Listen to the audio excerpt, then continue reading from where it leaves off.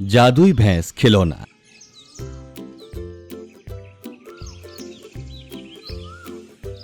यह है लखन और उसका मामा तिवारी। दोनों मामा भांजे एक नंबर के ठग हैं। हर वक्त नया नया वेश धारण करके भोले भाले लोगों को लूटा करते हैं। आज ये दोनों भिखारी बने हैं। कुछ भीख दे दो बहन, 2 दिन से कुछ नहीं खाया। हाँ बेटी, बहुत भूख लगी है, गरीब की दुआ लगेगी तुम्हें। हाँ, हमें कुछ खाने को दे दो। आइए, अंदर आइए। उस दयालु औरत ने दोनों को भिखारी समझकर घर के भीतर बुलाया और उन्हें घर में पका हुआ खाना परोसा। पर जैसे ही उस औरत का ध्यान हटा, लखन ने उस औरत के मुंह पर क्लोरोफॉर्म का स्प्रे मार दिया और वो बेचारी बेहोश हो गई। और उस औरत के सारे गहने और घर का कीमती सामान चुराकर रफू चक्कर हो गए। मामा, इस बार तो हमने बहुत बड़ा हाथ मारा है। हाँ, मेरी नजर तो इससे भी बड़े बकरे पे है। कौन मामा? सेठ गिरधारी लाल, वो सुना? हाँ भांजे, उसके घर में करोड़ों का सोना है और वो सेठ निहायती मूर्ख है। बाबाओं के चक्करों में आसानी से फंस जाएगा।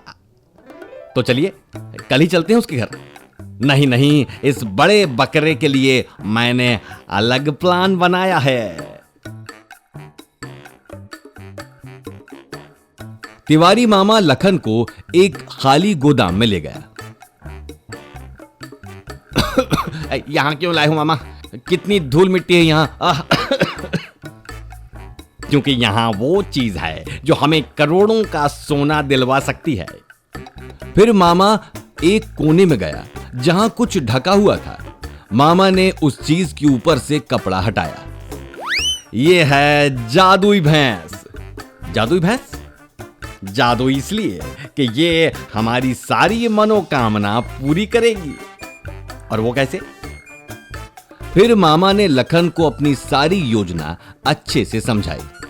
अरे वाह मामा, तुम ये लोमड़ी का दिमाग लाते कहां से हो? बस कर, इतनी भी तारीफ मत कर। अगले दिन मामा ने एक साधु का भेष बदला और उस जादुई भैंस के साथ सेठ गिरधारी लाल के बंगले के बाहर जा पहुंचा। लखन नजर नहीं आ रहा था क्योंकि वो भैंस के अंदर था। वो भैंस को चला रहा था। सेठ गिरधारी लाल और उसकी पत्नी घर के बाहर ही चाय पी रहे थे। अलाख निरंजन, अलाख निरंजन, महादेव के वरदान के साथ आया हूं, तेरे कष्टों का निवारण करने वाला। अलाख निरंजन, अलाख निरंजन। प्रणाम महाराज। सदा खुश रहो, सुखी रहो बालक। बहुत चिंतित हो तुम, अपनी सारी समस्या मुझे बता सकते हो, मैं अवश्य उनका निवारण करूंगा। अलाख निरंजन। जय हो महाराज। मेरी सिर्फ 2 ही समस्या है। एक मेरी सेहत, अधिक मोटापे के साथ मुझे कई बीमारियां हैं, और दूसरा मेरा बेटा जीवन। वो तो लगता है मेरी मेहनत से कमाए हुए धन को डुबा देगा। बस महाराज, यही 2 समस्याएं मुझे खाए जा रही हैं। तुम्हारी समस्या का एक ही समाधान है, ये जादुई भैंस। ये मुझे स्वयं महादेव ने भेंट की है। तुम्हें इस भैंस की एक दिन अच्छे से सेवा करनी होगी और ये तुम्हारे सारे दुखों का समाधान कर देगी। अलाख निरंजन। सच में महाराज? 16 आने सच बालक। मैं कल इसी वक्त इस जादुई भैंस को वापस लेने आऊंगा। अलाख निरंजन। मामा जादुई भैंस को वहीं छोड़ के चला गया। सेठ गिरधारी लाल अंधविश्वासी था। वो महाराज की बातों में फंस गया। वो जादुई भैंस की सेवा में जुट गया। राधा, देसी घी में रोटी और लड्डू बनाकर लाओ। उसकी पत्नी भोजन लेकर लौटी तो सेठ खुद अपने हाथों से जादुई भैंस को भोजन खिलाने लगा। अंदर से लखन वो खाना लेकर खूब चाव से खाने लगा।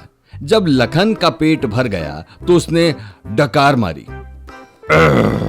बस करो बालक, मेरा पेट भर गया है। तुमने मेरी बड़ी सेवा की है। मैं तुमसे प्रसन्न हूँ और तुम्हारे दुखों का निवारण भी करूंगी। तुम्हारी पहली समस्या तुम्हारी सेहत, उसके लिए तुम्हें रोज गांव के मंदिर के 3 परिक्रमा करने होंगे। 1 महीने में तुम्हारे सारे रोग दूर हो जाएंगे बेटा। और तुम्हारी दूसरी समस्या धन, तो अब तक तुमने जितना धन कमाया वो अपने मंदिर में रख दो। मैं उसे रात में 10 गुना कर दूंगी। 10 गुना? हाँ, जिससे तुम्हें जिंदगी भर धन की समस्या नहीं होगी। सेठ ने अपना सारा धन मंदिर वाले कमरे में रख दिया और जादुई भैंस घर के बाहर खड़ी थी। रात के अंधेरे में लखन भैंस से बाहर निकला और मंदिर के कमरे में गया और सारा धन लूटकर भैंस के अंदर रख दिया।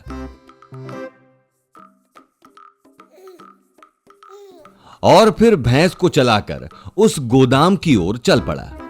यहां सुबह उठकर सेठ ने समझा कि उसके घर चोरी हुई है और उसने पुलिस को कॉल किया। उसने सब कुछ उन्हें बता दिया। पुलिस वाले समझ गए कि यह किसी ठग का काम था और उन्होंने सब जगह उस ढोंगी बाबा की तस्वीर लगा दी। मामा और भांजे मुंह छुपाकर गांव से भागने की कोशिश कर रहे थे कि पुलिस वालों की नजर उन पर पड़ गई और वो पकड़े गए। सर, हमने कुछ नहीं किया। हमें जाने दीजिए। हमें जाने दीजिए। हाँ, तू तो बहुत शरीफ है ना तिवारी। और ये तेरा भांजा लखन, ये तो दूध का धुला है। चलो थाने तुम्हारी सारी शराफत उतारता हूं। आखिर अंत में मामा भांजा पकड़े गए और उन्हें सजा हो गई।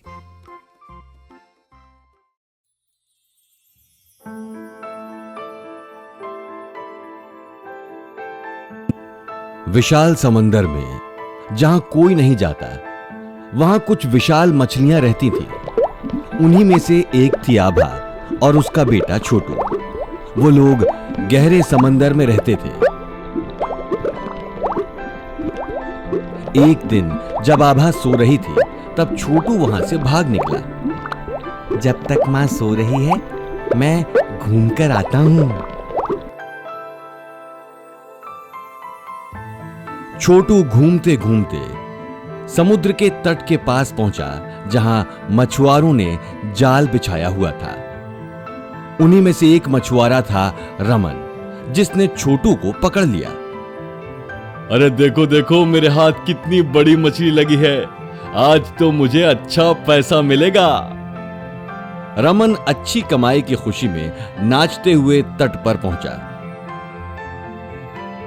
पर उसे क्या पता था कि समंदर में क्या चल रहा है। वहां आभा अपने बेटे को ढूंढते हुए तट की ओर चली आई। छोटू बेटा, कहाँ है तू? छोटू, छोटू।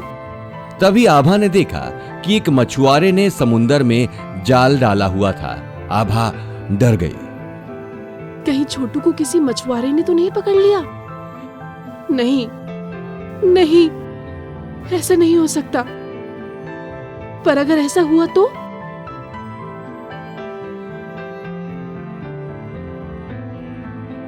ये सोचकर आभा ने उस मछुआरे का जाल खींच लिया।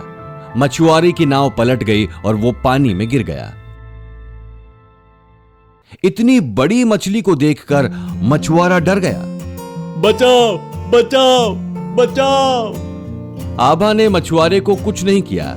वो दूसरे मछुआरे के पास बढ़ गई। आभा ने उसका भी जाल खींचकर उसे पानी में गिरा दिया। एक एक करके आभा ने सभी मछुआरों को पानी में गिरा दिया। जब मछुआरे तट पर पहुंचे तो वो बहुत परेशान थे। आखिर इतनी बड़ी मछली आई कहां से? लेकिन ये हम सबके जाल खींचकर हमें गिरा क्यों नहीं है? मुझे लगा था कि मुझे खा ही लेगी। वो सब छोड़ो, अगर हम सब मिलकर इस मछली को पकड़े तो सोचो हम सबका कितना मुनाफा होगा। और तो और हम सब पेपर में भी आएंगे। लेकिन हम इतनी बड़ी मछली को जाल में कैसे पकड़ेंगे? मुझे पता है इसे कैसे पकड़ना है। मछुआरों ने एक क्रेन मंगवाया और उस क्रेन के हुक पर उन्होंने एक छोटी सी मछली लटका दी और क्रेन को पानी में डाल दिया। कुछ देर बाद आभा का ध्यान हुक पर लटकी हुई मछली पर गया। लगता है इसे भी मछुआरों ने पकड़ लिया। मुझे इसे छुड़ाना होगा। आभा उस छोटी सी मछली की मदद करने के लिए हुक के पास पहुंच गई। जैसे ही आभा उसे अपने मुंह से निकालने वाली थी, मछुआरों ने क्रेन को ऊपर खिंचवा दिया और आभा पानी से ऊपर आ गई। आभा तड़पने लगी, पर अब भी उसमें बहुत ताकत थी। आभा ने अपनी पूरी ताकत से हुक को नीचे खींचा और क्रेन के टुकड़े टुकड़े हो गए।